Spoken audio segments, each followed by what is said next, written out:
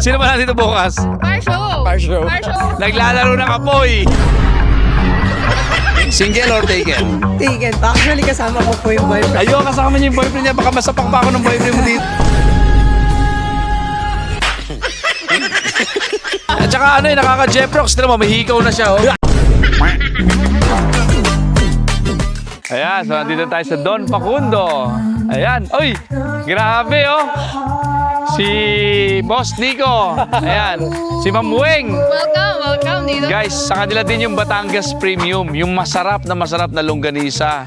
Tapa, tsaka yung hamon every Christmas. Every Christmas ba o whole year round na? All year round. Grabe. The last time na nagpunta ako, hindi ganito tong lugar na to. Sobra. 3 times yung ganda. May acoustic night pa, no? Thank you kay Sir Nalds. Kay Kong kasi isa to sa nagbigay ng suggestions bakit naging ganito rin tong lugar na to. Ayan. Ikaw, Ma'am Weng. Nakakatawa. Baby project nyo to, no? Na talaga pinagkakaliwan nyo, no? Guys, sa May 30, yung alumni ride ng HPG dito gaganapin. Umaga yung breakfast ride. So, nandito na siguro by 9 o'clock or 10 o'clock. Ang daming mga riders. Kasama natin si Carlos Salonga Show, Jawo Motovlog, Moto16, mga iba pang personality. Dapat kasama si Sek Dong Mendoza. Tingnan natin kung makakarating dahil medyo may alam mo niya, may something sa Senado, no? Pero mostly ng mga alumni ng HPG EMCRC nandito. Ayan. Ano ba meron ngayong gabing ito? Bali, meron tayong acoustic. Ayan, andyan si Jeremiah. Jeremiah, grabe. Yung ba yung kumanta ng nanghihinaya? Yan din. Pangalan lang. Sino ba natin ito bukas? Parshow. Fire show. Yan, guys. Yung mga kumakain ng apoy, yung mga anong ginagawa niyan? Lumulunok ng apoy. Naglalaro ng apoy. Okay, tignan natin. So makikita nyo, ang ganda ng lugar. Meron parang may hammock dito actually. Ang galing, oh. Tapos yung hammock, ginawa na nilang stage.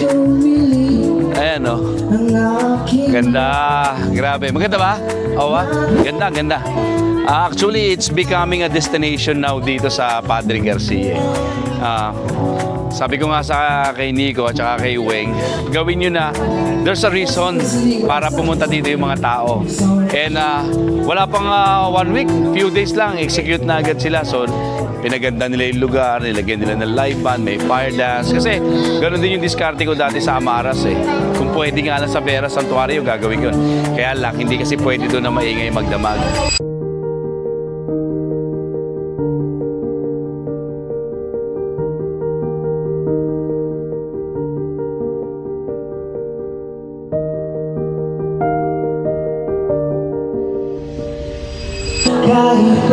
So yan, nakita nyo naman guys, alas 8 ng gabi. Hindi dati ganito itong lugar na to. Talagang nakakatuwa. Alam mo yun, aside sa livelihood na naibibigay nila Weng, nila Nico, through their Batangas Premium, ngayon, nagbibigay na sila ng lugar na kasiyahan ng destination for the people of Padre Garcia, especially sa lugar na to, in between San Antonio, Quezon and Padre Garcia, na may napupuntahan na sila. Meron ditong staycation, may mga rooms, may overnight, pwede kayong mag-swimming, and ngayon, kita nyo, acoustic night and fire night, fire dance night, at iba pa. So talaga namang napakagandang destination dito sa Padre Garcia if you ever are nearby or looking for a place to stay, mag-unwind. Grabe, nakakatuwa.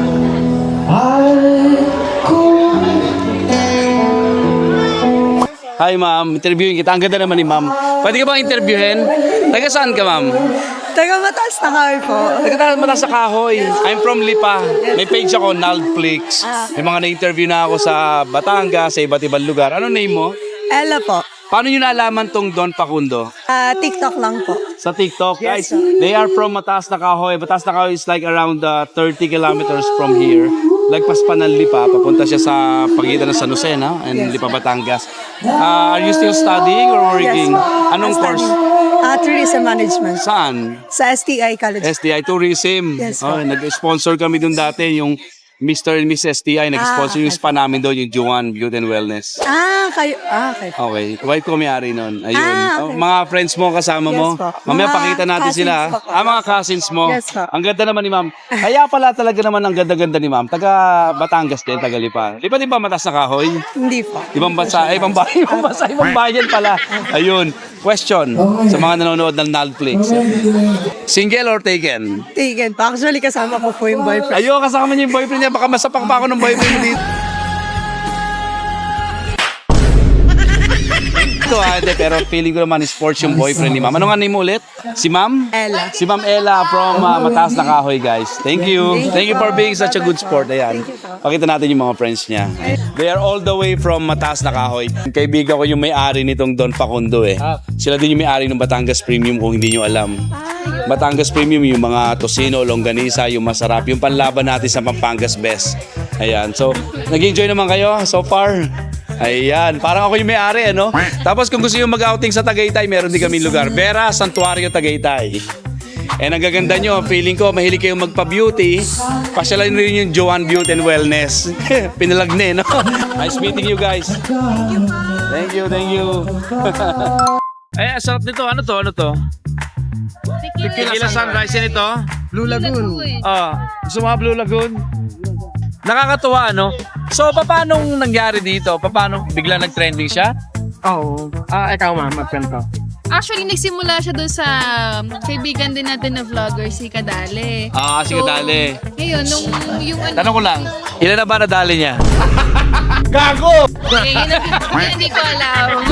Hindi, yung taga-Padre Garcia, sa taga-Mataas na Kahoy, nakita nila to sa TikTok. Yes. So, from day one, paano nangyari yung grand opening nyo? Yung from the grand opening na may na-feature siya ni Kadale, ang daming pumunta dito na clients. So ngayon, yung mga clients ngayon, nag-ano sila, kanya-kanya silang posting on TikTok. So yun, nung biglang, nagulat na lang kami all of a sudden, biglang buhos sa sobrang daming tao. Yung talagang manpower natin, di pa talaga kaya yung capacity. Nung nag-start kami, tatlo lang ang manpower. Tatlo lang kayo, nila na manpower nyo. 18. 18 na, guys. And wala pang 1 month, ano? Hindi. 3 months. 3 months, hindi 3 months. Pero bilis ng progress, ha? Wala pang 1 month that time. Same as yung volume ngayon. Ganun na din. Ganun na rin. Nakakatuwa. Hindi ko ni-expect na ganito. Actually, in-expect ko na tatao. Pero hindi ko ni-expect na grupo-grupo. Nakakatuwa. Kita mo yung sa kabila, oh. Ayun din, pakita mo sila. Ang dami nila doon. So, I think there are organizations na doing their activity here. Nakakatuwa, ano? Nasa 23 ata sila. 23 sila na nandun and meron din table doon, may mga... So, they flock here as groups, no? Nakakatawa. So, nangyari na nga yung plano, no? Maging destination itong Don Facundo.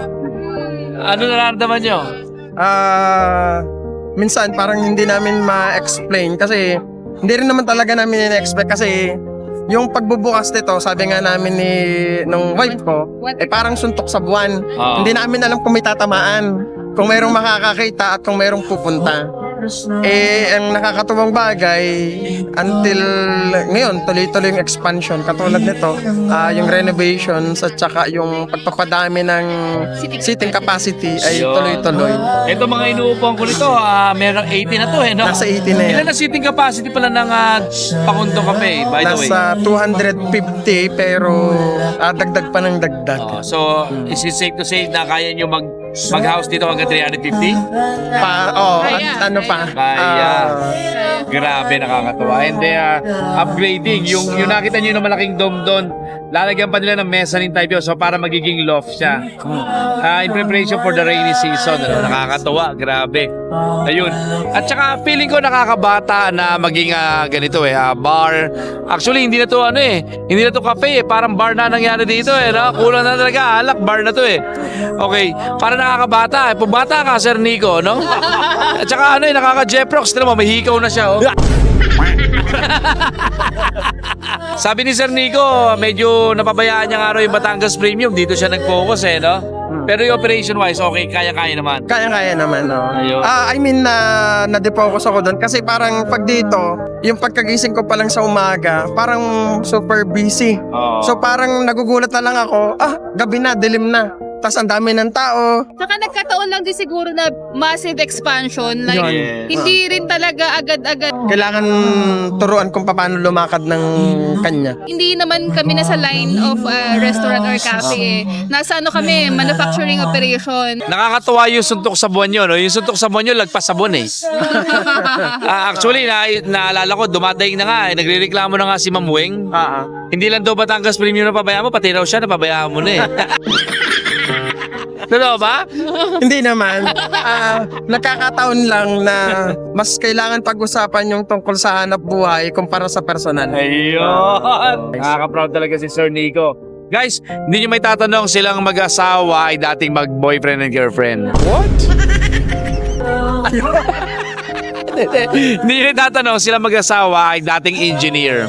Both engineer sila. Sila yung gumawa sa MOA, no? Part ng MOA sa may Okada, Soler, yan. And ngayon, nag-business sila during the pandemic. Pinanganak yung Batangas Premium. Yung masarap na tapa, tosino, longganisa at yung hamon alae. And ngayon, Don Facundo Farm at itong Don Facundo's Cafe and Resto Bar. Ayan. Alright, so tikman natin to. Ayan. Halika, tikman natin. Guys, Netflix, daily life, marami mga matututunan about business, about life, about friendship, and of course, inspiring story. Kagaya ng storya ni Ma'am Weng and ni Sir Nico. Kung gusto nyo mag-franchise, do visit their page. Ipa-flash ko dito. Batangas Premium. They're open for provincial, regional, and city distributorship. Ayan. Thank you. Follow natin yung Netflix. Sobrang solid nito. Kaya na muna tayo. Alright, thank you. Ay, yung music! Patagal ang music! Makaka-copyright tayo! We would like to acknowledge all the groups. Have your breakfast. This venue, of course, is Don Facundo, sponsored by our very own friend